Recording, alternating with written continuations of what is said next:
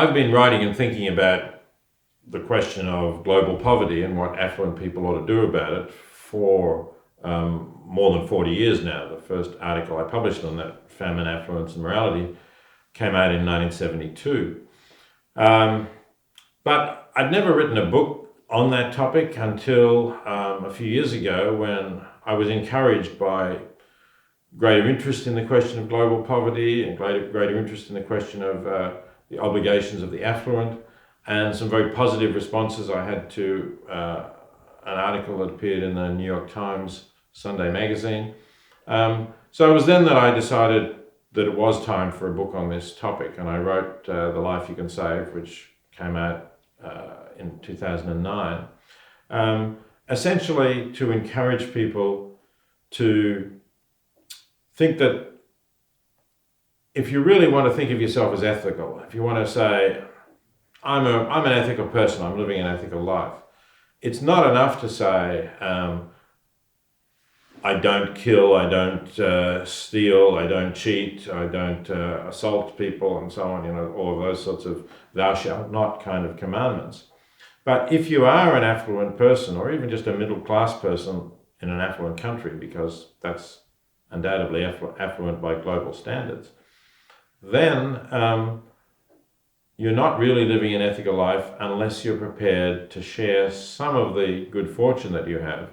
with people who are much less fortunate. And just the fact that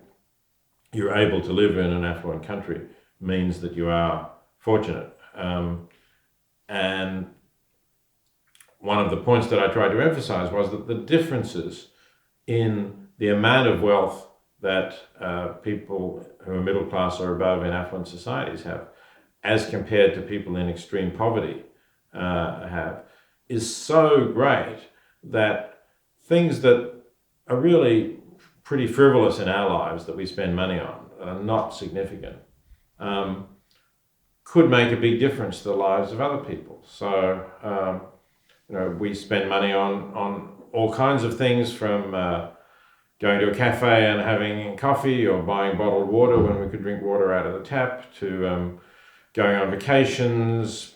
making sure we have the latest iPhone, a whole lot of different things that really are not at all life-changing to us. But the amount that we spend on those things could be life-changing to people in extreme poverty, who are not able to afford even the most minimal health care for themselves or their family, who don't get enough to eat, who perhaps are not able to send their children to school because they need them to work in the fields. A whole lot of different things that we can help people with, and I think we ought to be helping. I think to do nothing is wrong. Now, you can then debate, well, how much ought we to be doing, and that's something I do discuss in the book. But I think that it's clear that we ought to be setting aside some of what we have to donate to organizations that are effective and that have been proven to be effective in helping the global poor. So that's really what the book is about. Perhaps the other thing I ought to say is that many people feel that somehow world poverty is like a bottomless pit that we're pouring money down into. But I think that's a mistake. I think that it's clear that we are making a difference, that we've dramatically reduced the number of people who die from preventable poverty-related illnesses. Even just since my book has been published in the last 5 years, for instance, the number of children who die each year, children under 5, has dropped from nearly 10 million a year to 6.6 million a year. So, that's big progress in just 5 years. And